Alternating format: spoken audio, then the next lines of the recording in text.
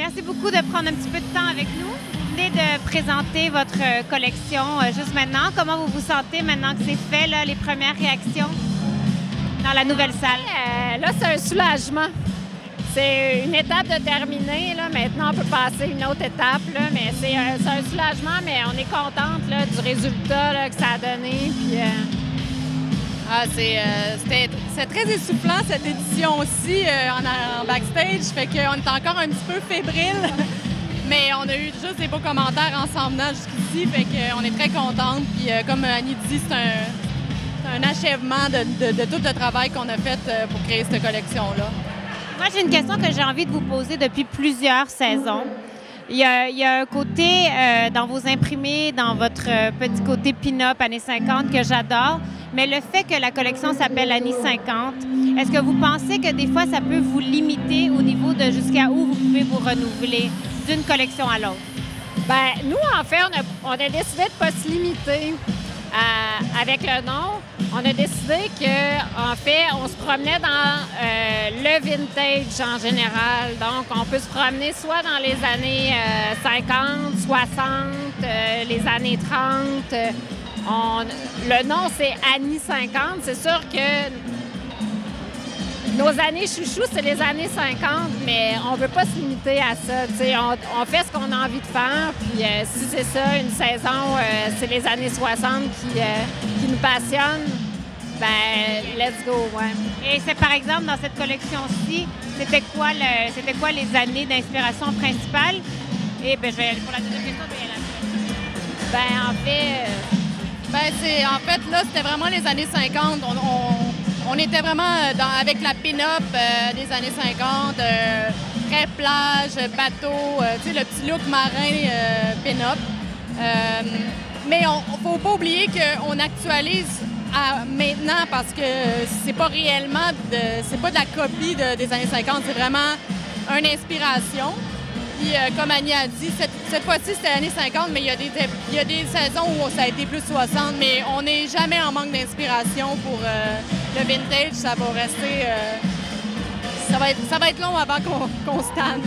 Et là, justement, tout à l'heure, on parlait justement du renouvellement. Vous, selon votre perception, puisque vous avez dessiné la collection, comment vous voyez l'évolution avec ce défilé-ci? Comment vous vous êtes renouvelé dans celui-ci? Moi, j'ai pas trop compris qu'est-ce que tu dis. Comment vous avez renouvelé? Parce que tu disais tout à l'heure que même si on garde une inspiration toujours vintage, vous vous limitez pas, puis vous vous renouvelez. Donc moi, je me demande de quelle façon vous vous êtes renouvelé dans cette collection-ci. Peut-être que avant, on faisait beaucoup de taille élastique, puis là, on a osé vraiment la taille haute pour les shorts, les pantalons.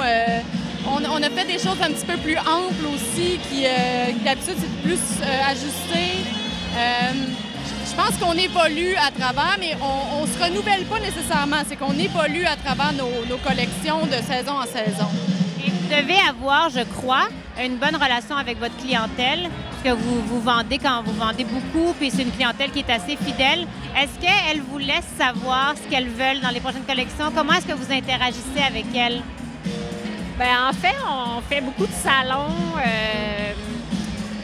Donc, on voit la clientèle, on fait des salons, des ventes. Donc, c'est ça, on a comme un contact avec la clientèle. Donc, c'est sûr que nous, on voit le vêtement sur notre clientèle.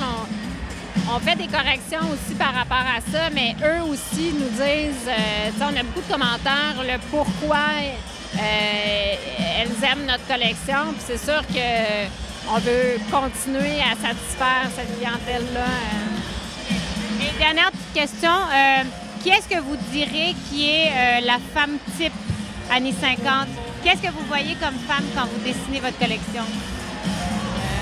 Moi, je dirais que c'est une femme entre 25 et 40 ans, parce que ça peut quand même, ça dépasse des deux côtés, mais je dirais que dans la trentaine, qui quand même s'est trouvée, puis en fait, qui aime acheter des vêtements qui sont faits au Québec et qui ont une petite touche intéressante sans être du haut de gamme.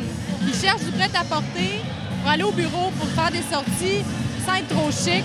mais avec vraiment la petite touche de coquetterie. Puis je pense qu'il faut aimer aussi le rétro pour... Ouais. En tout cas, merci beaucoup les filles. Je vous souhaite une bonne continuation, puis je vous laisse voir vos invités parce que je pense qu'il y a des gens qui veulent vous rencontrer. Merci beaucoup. Bonne soirée.